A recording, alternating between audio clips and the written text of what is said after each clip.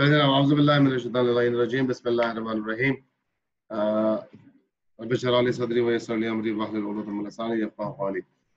Number जो है हमारा 6 के बाद चैप्टर नंबर 7 हम स्टार्ट कर रहे हैं, जिसका नाम है सेल साइकिल।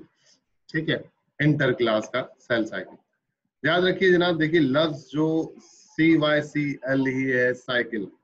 साइकिल की जो सिंपल उर्दू मीनिंग है, कहते हैं चक्कर, दायरा, सर्किल। ठीक है, अब ये जो सर्किल होता है, इसके अंदर सबसे अहम बात क्या होती है कि इसका स्टार्टिंग और एंडिंग पॉइंट एक ही होता है। जैसे मारिश ने भी डिस्कस किया कि हम पहले से शुरू करते हैं और दोबारा सारे स्टेप्स को फॉलो करते हुए दोबारा आखिरी स्टेप पर आते हैं, आखिरी से दोबारा पहले पर आ जाता है।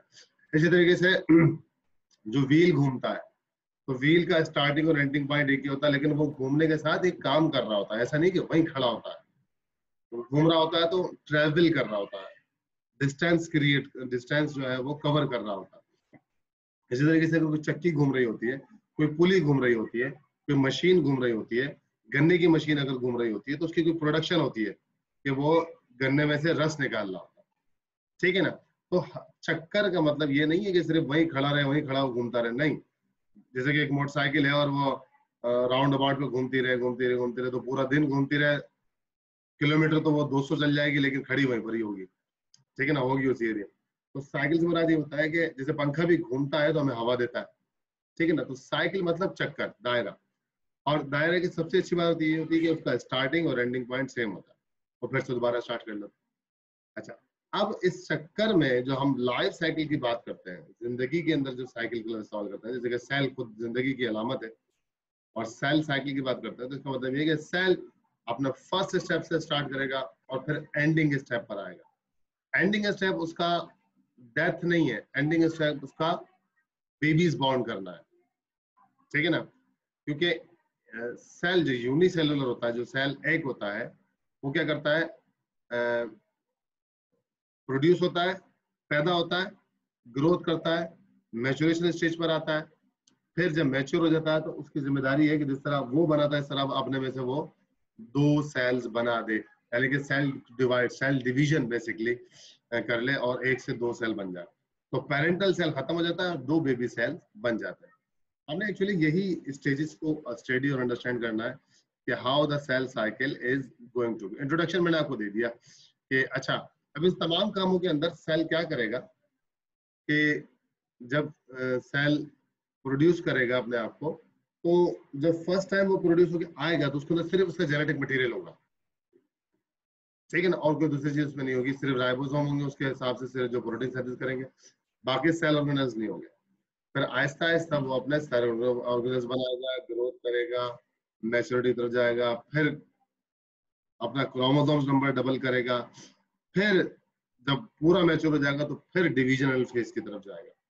तो सेल साइकिल के जो स्टेजेस हैं या सेल साइकिल जो हमारे पास जो बनता है, ये होता है, उसके मैं आपको कुछ डायग्राम भी दिखाऊंगा, बहुत जबरदस्त इंटरैक्टिव भी, और बाद में आपको एक वीडियो भी शेयर कर देंगे व्हाट्सएप पे, जिससे आपको सेल साइकिल वाज़ेह तौर पे आसानी के साथ समझ में आ जाएगी what is basically the cell cycle. अच्छा, अब क्योंकि सेल साइकिल के हवाले से हम बात करते हैं, बड़े सादा से डायग्राम पहले आपको दिखाऊं, फिर आपको मुश्किल डायग्राम की तरफ लेके जाएंगे ताकि आपको बात समझ में आना शुरू हो जाए।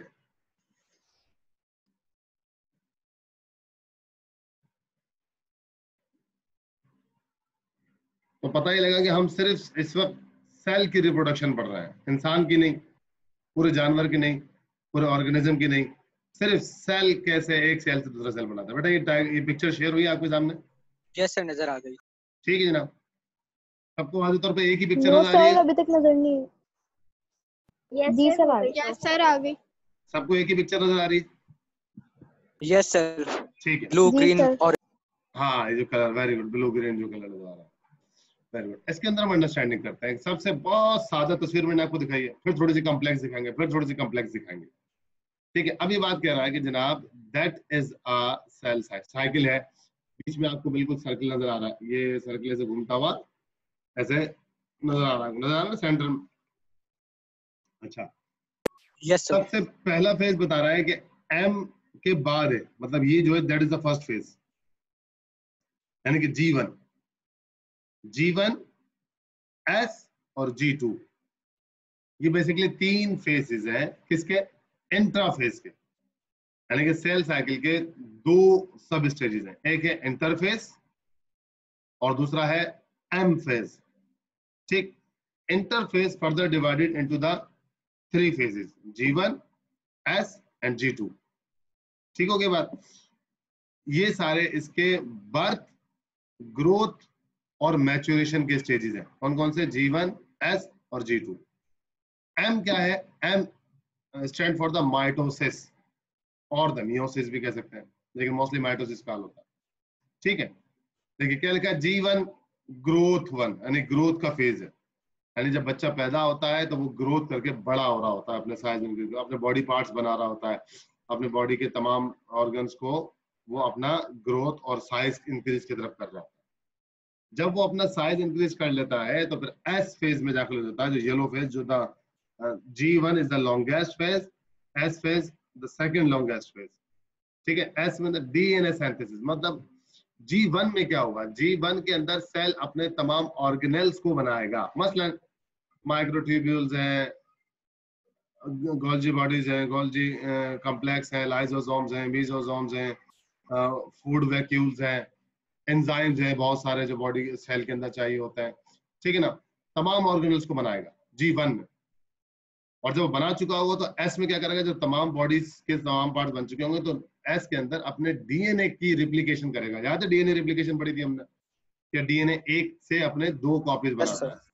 ठीक है ना, तो यहाँ पर तमाम डीएनए जो एक सेल के अंदर मौजूद होंगे, फॉर एग्जांपल इंसान के 46 क्रोमोसोम्स हैं, तो वो सब के सब अपनी एक और कॉपी बनाएंगे। तो जब 46 डीएनए कॉपी बनाएंगे क्रोमोसोम, तो टोटल कितने हो जाएंगे, 92 हो जाएंगे। ठीक है ना, तो मतलब डीएनए से मतलब हर डीएनए अपनी कॉपी करेगा तो डबल हो जाएगा। ठीक है, जब वो एस फेज पूरा कर चुका होगा फिर वो किसके अंदर एंटर करेगा अपने आप को, G2 फेज के अंदर। G2 फेज कौन सा है, when the cells prepared himself to divide, कि अब उसने कोई और मजीद फॉर्मेशन, सिंथेसिस या कोई और चीज नहीं करनी, अब उसने अपने तमाम ऑर्गेनल्स को दोबारा से खत्म करना है। कौन कौन से ऑर्गेनल्स को खत्म करना है, जो उसने Golgi bodies, Golgi complex, lysosome, mesosome, माइक्रोट्यूब, अपना और भी सारे ऑर्गेनल्स बनाए थे, फूड वैक्यूल्स। ठीक है ना, यूकैरियोट सेल की बात कर रहे हैं ना, तो सब खत्म कर, सिर्फ क्या रखेगा अपने अंदर, न्यूक्लियस रखेगा, न्यूक्लियस में क्रोमोसोम्स रखेगा, माइक्रोट्यूब्यूल्स रखेगा और राइबोसोम रखेगा, बाकी तमाम ऑर्गेनल्स को खत्म कर देगा। और किस में चला जाएगा, एम फेज में। एम फेज जो कि हम माइटोसिस फेज कहलाता है, उसके अंदर क्या लिखा है देखिए, G2 में क्या है, growth and preparation for the mitosis, यानी फर्दर ग्रोथ करेगा और क्या करेगा, माइटोसिस के लिए अपने आप को रेडी करेगा G2 में। फिर M में क्या करेगा, माइटोसिस, यानी कि अपने आप को डिवाइड कर देगा 1 से 2 सेल, 2 में सेल में डिवाइड करेगा तो इक्वली जेनेटिक मटेरियल शेयर करेगा। ठीक है ना, ये डायग्राम यहाँ तक की समझ में आई, ताकि मैं अगली डायग्राम थोड़ी सी कॉम्प्लेक्स डायग्राम दिखाऊंगा। यस सर, समझ आ गई। ठीक है, को बात समझे। अच्छा अब चल, जी सर। अब ये वाले डायग्राम देख लेते हैं। अब इस ये ग्राम थोड़ी सी डायग्राम और इलस्ट्रेटेड है, थोड़ी सी और इसके अंदर जो है वो डिटेल्स दी गई। फिर इस तरह मैं आगे आपको और डिटेल वाली डायग्राम दिखाऊंगा, तो आपको इस तरह चीजें ऐसा ऐसा समझ में आ। ये डायग्राम शेयर होगी बेटा आप सबके सामने? Yes sir.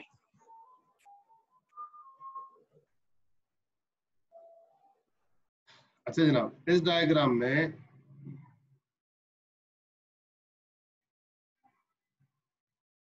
ये वाले, अच्छा इस डायग्राम में क्या चीज बात वाज़ेह तौर के ऊपर नजर आ रही है आपको, कि वही, अच्छा अब देखिए G1 फेज क्या लिखा हुआ है, अब इसके अंदर क्या कह रहा है, ये नया सेल। अच्छा एक चीज लिखी हुई है, क्या लिखा हुआ है, G0, क्या लिखा हुआ है, G0, ये एक्चुअली G0 नहीं कहलाता है, ये कहलाता है G0। ठीक है, G0 फेज भी एक सेल साइकिल में होता है, जो हमने पीछे डिस्कस नहीं किया। G0 फेज कौन सा होता है, जरा बहुत समझने की बात है कि G0 फेज हम उस फेज को कहते हैं, हमारी बॉडी का हर सेल जो है ना सेल साइकिल में नहीं जाता, यानी कि मतलब माइटोसिस में नहीं जाता, डिवीजन में नहीं जाता, हर सेल नहीं जाता। मसलन रेड ब्लड सेल्स है, रेड ब्लड सेल्स अपने आप को डिवाइड नहीं करते। क्यों नहीं करते? कि रेड ब्लड सेल्स में न्यूक्लियस ही नहीं होता। जब रेड ब्लड सेल्स में न्यूक्लियस नहीं होता तो क्रोमोसोम्स नहीं होते, क्रोमोसोम नहीं होता तो उसकी सेल डिवीजन का काम भी नहीं बनता। तो फिर नए सेल आते कहां से जनाब? हमारा जो बोन मैरो है, हड्डियों के अंदर जो नली होती है, ठीक है ना, वो बोन मैरो जो है वो बनाता है, न्यू सेल्स बनाता है। ठीक है, बोन मैरो हमारे न्यू सेल प्रोड्यूस करता है। ठीक इस तरीके से बोन मैरो हमारा नए सेल रिप्रोड्यूस करता है। तो सेल डिवाइड नहीं होता हमारा ना उसके अंदर। अब जब फिर वो कहाँ चले जाते हैं? वो जी नॉट फेज में चले जाते हैं डायरेक्टली। प्रोड्यूस होने के बाद, प्रोड्यूस कहाँ, बोन मैरो प्रोड्यूस हो रहा है, प्रोड्यूस होने के बाद डायरेक्टली कहाँ चले गए? वो सीधे सीधे कहाँ? जी नॉट फेज में चलेगा। अब उन्होंने जिंदगी पूरी करनी है 128 डेज और मर जाना है, खत्म हो जाना है, डेथ की तरफ चले जाना है, दोबारा उन्होंने डिवाइड नहीं करना। लेकिन G1 फेज से एस फेज में वो जाएगा जो सेल्स अपने आप को डिवाइड करते हैं, जिनके अंदर डिवीजन का प्रोसेस होता है। जैसे G1 लिखा हुआ क्या? अच्छा ये देखिए बीच में लिखी हुई साइकिल, छोटी सी साइकिल, यानी दायरे के अंदर दायरा लिखा हुआ यहाँ इंटरफेस। ये इसी इंटरफेस के देखिए जो यहाँ तक ब्लू ब्लू हिस्सा है वहां तक तीन हिस्सों में डिवाइड किया, पहला G1 S और दूसरा G2। ठीक हो गई बात? अब बात समझते हैं। Cellular content excluding the chromosomes are duplicate. Excluding मतलब अभी क्रोमोसोम नंबर की बात नहीं हो रही है, इसके अलावा तमाम ये जो नया एक आया है, सेल बन के आया है हमारे पास, जिसके अंदर सिर्फ और सिर्फ इसमें जेनेटिक मटेरियल है। सिर्फ क्या है? जेनेटिक मटेरियल है। ये अपने आप को क्या करेगा? जीन के जरिए से, और फिर राइबोसोम मौजूद है, प्रोटीन सिंथेसिस करेगा और अपने बॉडी के ऑर्गेनल्स बनाएगा। क्या कह रहा है कि cellular contents excluding the chromosomes are duplicate, यानी कि वो बनना शुरू होंगे, अपनी कॉपी बनाएंगे और ग्रोथ करना शुरू करेंगे। जब वो हो जाएगा तो एस फेज के अंदर क्या करेगा वो जनाब? एस फेज के अंदर क्या करता है कि each of the 46 chromosomes is duplicate by the cell, यानी कि सेल क्या करेगा? अपने नंबर ऑफ क्रोमोसोम्स को इंक्रीज कर लेगा।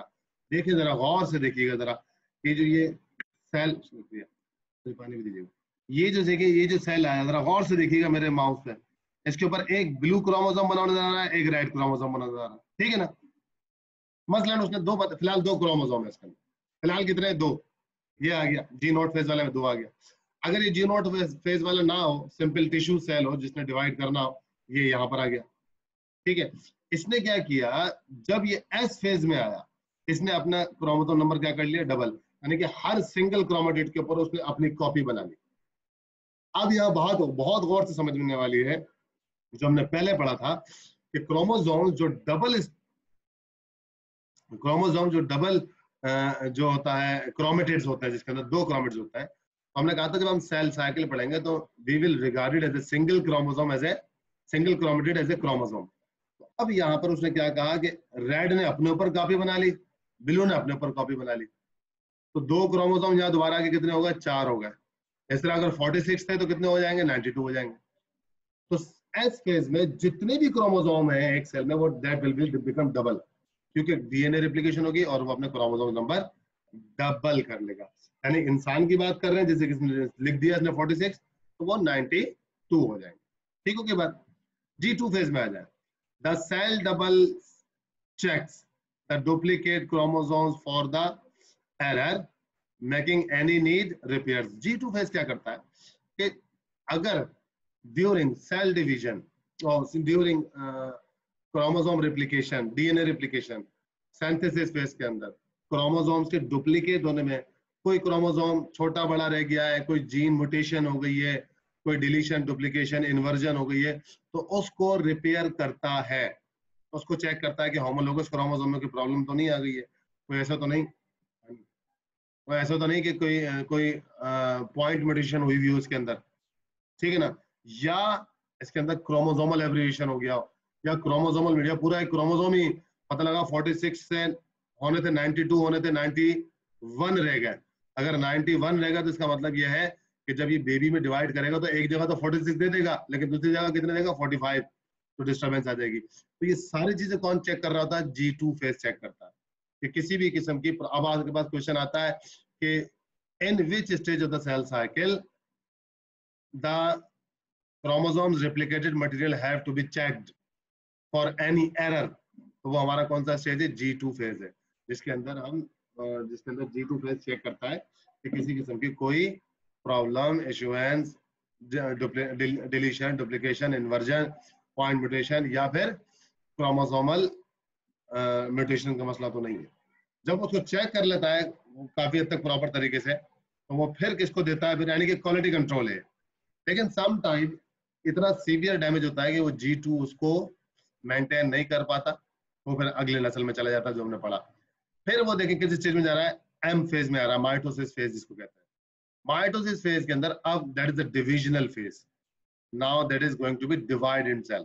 अब ये डिवाइड करना शुरू कर रहा है अपने आप को, डिवाइड करना शुरू कर रहा है। डिवाइड कैसे करना शुरू करेगा? पहले साइटोकाइनेसिस है, साइटोकाइनेसिस मतलब पहले कैरियोकाइनेसिस है, कैरियो कहते हैं न्यूक्लियस को। तो पहले न्यूक्लियस इंटरनली दो हिस्सों में डिवाइड होगा, ठीक है, इंटरनली। फिर प्रोफेज, मेटाफेज, एनाफेज, ठीक है, इन तीन, प्रोफेज और मेटाफेज में स्पेशली। एनाफेज के अंदर से क्या होना शुरू होगा? Anaphase, prophase, metaphase, anaphase, telophase. इसमें सारा हमारा बस क्या हो जाएगा? न्यूक्लियस दो में डिवाइड हो जाएगा और न्यूक्लियस में 46 क्रोमोसोम अलग हो जाएंगे। अब क्योंकि न्यूक्लियस डिवाइड हो गया तो अब सेल मेम्ब्रेन को भी डिवाइड होना जरूरी है, ताकि वो एक सेल 1 से 2 में आ जाए, यानी कि पूरा सेल था वो 2 के अंदर चला जाए। इस तरह फिर जैसे वो 2 में डिवाइड होगा तो एक सेल 2 में डिवाइड हो जाएगा। अब पेरेंटल सेल खत्म हो जाएगा, 2 डॉटर सेल्स बना देगा और दोनों डॉटर सेल्स के अंदर इक्वल जेनेटिक मटेरियल होगा। ठीक है भाई, बेटा डायग्राम समझ में आई? अगली डायग्राम दिखाऊं फिर? यस सर, समझ आ गई। जी बाकी सबको बेटा? यस सर, यस सर, समझ आ गई। ठीक है ना, क्लियर हो रही है ना बात है?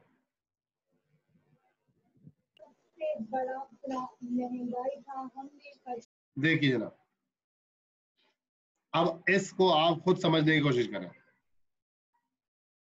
अब मैं उम्मीद करता हूं कि ये आपको समझ में आ रही होगी। सबसे पहले हम कहां जाएंगे? एम फेज के बाद ये आ गया कोहेजन डिस्क्लोजन, मतलब ये एक नया सेल आ गया। ओके, इस नए सेल के अंदर क्या हो रहा है? ये G1 में जा रहा है, यानी कि 1 से 2 में डिवाइड हुआ, ये आ गया एक सेल। ठीक है, एम फेज खत्म हुआ ना, ये एम फेज खत्म हुआ, सेल साइकिल एग्जिट, एग्जिट मतलब एक सेल निकल बन के बाहर निकला, ये आ गया वो बाहर निकलने वाला सेल, ये रहा सेल ग्रोथ। अब देखिए इसके अंदर सिंपल क्या है, कुछ भी नहीं है मटेरियल के अंदर, लेकिन अब क्योंकि ये ग्रोथ करेगा, ये येलो अपने अंदर जेनेटिक मटेरियल लेके आया है और पूरा है कि ये प्लांट सेल है, कोई सा भी सेल, इसको आप अंडरस्टैंड कर लें, और वो अपने अंदर ग्रोथ करेगा। G1 के बाद जब ये अपनी ग्रोथ कर लेगा सारी, तो फिर कहा जाएगा एस फेज में। ठीक है ना, तो ये एस फेज में आएगा। तो आपने देखे सिंगल डीएनए उसकी क्या कर रहा है? ये replication and establishment of the cohesion. Cohesion कहते हैं बराबर वाले को, या को जुड़ना, तो अपना 2 बना लेगा अपनी कॉपी। ठीक है, एस फेज के अंदर बाकायदा के अंदर डायग्राम में कॉपी बना के दिखा दी, 1 से 2 अपने आप को खुल के 2 डीएनए की कॉपी बन रही है। इस तरह जब ये 1 से 2 हो जाएंगे, 2 से 4 हो जाएंगे, 46 होंगे तो 92 हो जाएंगे, अगर मटर का है तो 17 से 14 हो जाएंगे। ठीक है ना, इसी तरीके से अगर कोई और ऑर्गेनिज्म का है तो वो डबल नंबर ऑफ क्रोमोसोम हो जाएगा। जब G2 के अंदर क्या करेगा, वो सारी जो है वो चेकिंग करेगा कि सारा मटेरियल सेट है, ओके कंडीशन में है, कोई क्रोमोसोम में म्यूटेशन का मसला नहीं है जेनेटिक मटेरियल में, तो फिर दोबारा से किस में चला जाएगा? एम फेज में। और एम फेज के अंदर से दोबारा से वो 2 जेनेटिक मटेरियल को अलग अलग करेगा। ठीक है, स्पिंडल फाइबर्स बन रहे हैं ना, ये धागे बनना शुरू हो गए। हम आपको जब माइटोसिस पढ़ाएंगे तब बताएंगे कि अलग कैसे होता है, ये बात की बात है। ठीक है, तो जैसे ही 2 में डिवाइड होगा, अलग 2 क्रोमोसोम नंबर अलग अलग हो जाएंगे और फिर ये दोबारा से 2 में डिवाइड होना शुरू हो जाएगा। इस तरह दोबारा से सेल एक नई फॉर्म में बन के सामने आ जाएगा। ठीक है, एक डायग्राम ये भी देखना।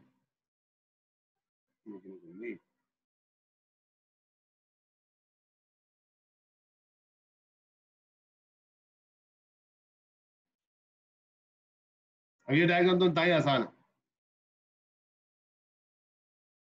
नजर आ रही है? क्लियर है? Yes sir. Yes sir. ठीक है ना, वही हम कहाँ से माइटोसिस फेज के बाद G1 में आ जाते हैं, G1 के बाद S में रिप्लिकेशन ऑफ द डीएनए, फिर G2 growth preparation for the cell division, और चेक पॉइंट देखें, एक चेक पॉइंट ये रहा, एक चेक पॉइंट ये रहा। अल्लाह हाफिज, खुदा हाफिज। ये G1 S चेक पॉइंट मतलब कि ग्रोथ पूरी हो गई है, अब सिंथेसिस कर सकता है, ठीक है। इस तरह G2 के अंदर कौन सा चेक पॉइंट लगेगा कि जो एस फेज के चीज मटेरियल बन के आया उसमें कोई एरर तो नहीं है, उसमें कोई प्रॉब्लम तो नहीं है।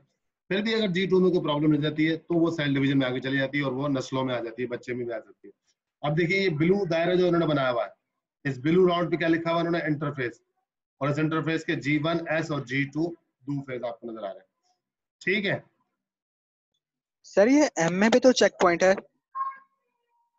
एम में जो चेक पॉइंट है ये उसका है कि जब कैरियोकाइनेसिस हो जाती है, जब न्यूक्लियस डिवाइड हो जाता है ना, उसके बाद फिर साइटोकाइनेसिस के लिए लेके जाता है, इससे पहले लेके नहीं जाएगा, यानी कि प्रॉपर्ली देखेगा कि न्यूक्लियस डिवाइड हुआ है या नहीं, ठीक है ना। अब अगले डायग्राम में शो कर रहा हूँ, जरा इसको पढ़ें और रीडिंग करें जल्दी जल्दी।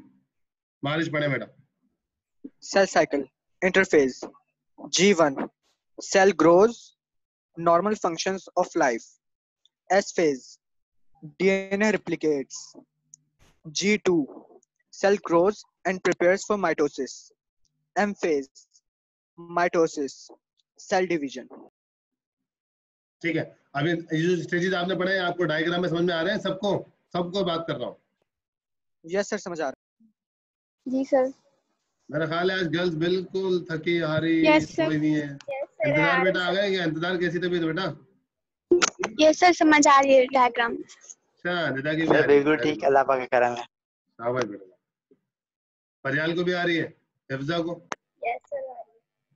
लेकिन आज सारे सोए सोए से लग रहे हैं। तबीयत मेरी खराब थी, खराब आप लोगों की हो गई क्या? सर मेरे बहुत सारे गुस्से हैं इसलिए चुप करके बैठा हूँ। बहुत सारे क्वेश्चन है। जी सर। हाँ चले ठीक है, चले मारे अपना अपना इंतजार आप समझाएं इस वाले डायग्राम को जल्दी से समझाइएगा, पढ़ना नहीं है सिर्फ। सर समझाना है? हाँ मतलब 2 मिनट का समझाया, 2 से 3 मिनट में। चलें ठीक है sir. Defined repeating set of events in life cycle of the cell. Sir सबसे पहले हमारे पास होता है इंटरफेस। इंटरफेस में हमारे पास 3 स्टेजेस होते हैं, G1, G2 और S फेज होता है। हमारे पास एक और भी फेज होता है, G0 होता है, जो कि हमारे पास अगर सेल को डिवाइड नहीं होता, सेल हमारे पास इनएक्टिव हो जाता है, वहां चला जाता है कुछ टाइम के लिए। बाकी अगर हमारा सेल को डिवाइड होना होता है तो वो G1 से डाला जाता है S फेज में। हाँ ठीक है। S फेज में हमारा होता क्या है? S फेज में हमारे पास डीएनए की सिंथेसिस होती है। डीएनए क्या करता है? अपने आप को रेप्लिकेट करता है। उसके अलावा यहाँ पे हमारे पास जो according to my knowledge S phase में हमारे पास जो क्रोमोसोम होता है वो क्या होता है? सिंगल स्ट्रैंडेड होता है। Exactly. जैसे ही हमारे पास S फेज के अंदर जैसे ही कंप्लीट हो जाती है, S फेज कंप्लीट हो जाता है, उसके बाद हमारे पास जो मेन पार्ट होता है वो होता है G2 फेज। G2 फेज में क्या होता है? हमारा जो सिंगल स्ट्रैंडेड क्रोमोसोम था वो क्या होता है? डबल स्ट्रैंडेड में कन्वर्ट होता है। वेरी गुड सर जो मैंने पढ़ा हुआ है उस हिसाब से मुझे ये समझ में आ रहा है। यही है कि मैंने अभी पिछले, आप नहीं आए थे तो मैंने पिछले डायग्राम में दिखाया था इनको, पिछले डायग्राम में शो कराई थी मैंने। वो डायग्राम में आपको दिखा देता हूँ आपको भी, कि अगर मेरे पास सामने दोबारा खोल जाती। सर आगे बढ़ूं? जी आप करते कंटिन्यू करें। सर प्रोफेज हमारे पास जो इनिशियल फेज होता है, सबसे पहले स्टार्टिंग हमारे पास यही होता है। हमारे पास जो डिफरेंस आता है माइटोसिस और मियोसिस में, वो भी हमारे पास स्पेशली प्रोफेज में ही आता है। अगर हम माइटोसिस की बात करते हैं उसमें इतनी ज्यादा कॉम्प्लिकेशंस नहीं होती, पर हमारे पास जो मियोसिस सेल होता है। डिवीजन नहीं पढ़ानी अभी सेल डिवीजन नहीं पढ़ानी। Okay sir. प्रोफेज सबसे पहला स्टेज होता है, मेटाफेज मिड में होता है, एनाफेज होता है हमारे पास second last, and telophase the last stage of the karyokinesis. Sir उसके बाद हमारा साइटोकाइनेसिस हो जाती है। अच्छा, नीचे एक लाइन पढ़ी रिमेंबर में, जरा पढ़िए क्या लिखा हुआ। The cell would not continue on the next stage unless the cell is large enough and everything has been copied properly. ठीक है ना, मतलब कि यहाँ पे डीएनए की और क्रोमोसोम की बात कर रहा है। बस अभी मारिज ने भी सवाल किया था पीछे, सर ये चेक पॉइंट क्या लिखा हुआ है? बस एस फेज के अपना G1 के पास भी एक एस फेज है कि सेल ने पूरी ग्रोथ कर ली है। एस फेज के पास भी G2 में एक चेक फेज लगा हुआ है कि एस फेज ने जो सारे क्रोमोसोम सिंगल जनरेटेड थे उनको डबल कर दिया है, और डबल करने के बाद यानी सिंगल वाला डबल हो गया। मैंने फॉर्म बताया, रेड वाले आप नहीं आए थे तो मैंने इनको डायग्राम दिखाई थी कि 2 क्रोमोसोम आए थे बेबी में, एक रेड एक ब्लू। तो जैसे ही वो एस फेज में गया और क्रोमोसोम हुई तो हर एक ने अपनी रिप्लिकेशन करी, तो रेड ने ऊपर अपना एक और स्ट्रैंड बना लिया, यानी कि सिंगल से वो डबल हो गया। इसी तरीके से ब्लू ने अपने ऊपर एक और बना लिया, तो वो सिंगल से डबल हो गया। तो इस तरह अगर 42 आए थे तो वो फिर 92 के 46 आए थे तो 92 हो गए। इस तरह वो ये कह रहा है कि जब तक एक काम पूरा नहीं होगा दूसरा काम स्टार्ट नहीं होगा। देखिए इस बात से हमें क्या चीज पता लगती है कि अल्लाह बताता है हमको कि पहले एक काम की तरफ तवज्जो दें, उसे पूरा करें, फिर दूसरे काम की तरफ बढ़ें। हम क्या होता है एक साथ 4-5 काम खोल लेते हैं। होता सर क्या है मुझे कि एक छोटी सी काम जल्दी। कंफ्यूजन है। हाँ सर अभी आप देखें, आप कह रहे हैं कि हमारा जो फेज होता है G2, उसमें हमारे पास क्रोमोसोम नंबर डबल हो रहे हैं। हाँ हाँ but sir according to our book, जो मुझे याद है कि हमारे बुक में लिखा हुआ है कि जो क्रोमोसोम होता है वो डबल स्टैंडर्ड होता है। जो क्रोमोसोम डबल होते हैं वो जाके इनफ फेज में होते हैं हमारे पास जब कैरियोकाइनेसिस होती है। तो सर यहाँ पे 92 का कॉन्सेप्ट नहीं आएगा, आई थिंक सो। नहीं नहीं नहीं, यही आएगा। क्योंकि उसकी वजह यह है कि एक बात याद रखें कि माइटोसिस हो या मियोसिस हो, एम फेज से पहले एम के अंदर किसी किस्म की रिप्लिकेशन नहीं है। आप अपनी इंटर की बुक उठाएं, इंटर की बुक के अंदर वाजे तौर पे लिखा हुआ है, अगर मेरे पास बुक आसपास हो तो मैं दिखाता हूँ। इंटर की बुक में वाजे लिखा हुआ है there is no any replication during M phase. इसका मतलब ये है क्योंकि रेप्लिकेशन की वजह से क्रोमोसोम नंबर बढ़ेंगे। तो कह रहा है कि एम फेज में चाहे माइटोसिस हो चाहे मियोसिस हो, there is no any kind of the replication. कोई भी अपना क्रोमोसोम जो होगा एस फेज में हो चुका होगा। बहुत आसान सा फार्मूला है, इंतजार अभी आपकी कंफ्यूजन क्लियर कर देता हूँ।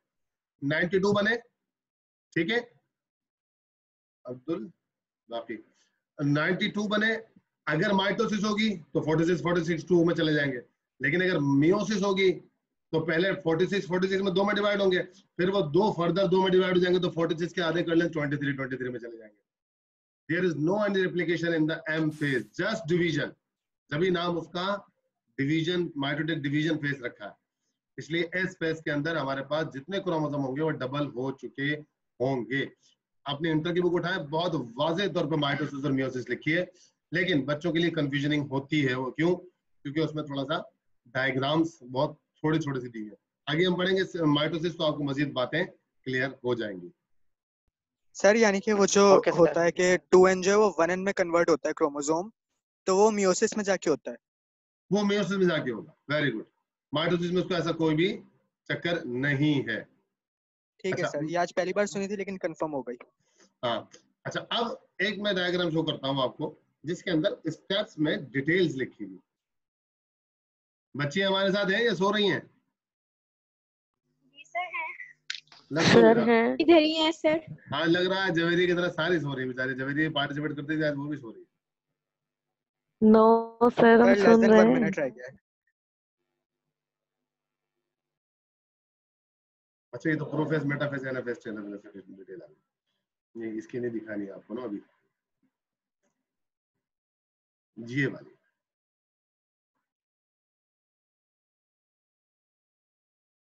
ये भी उसकी सेल साइड होगी। अच्छा मैं अब आपको कंटिन्यू दिखाता हूँ।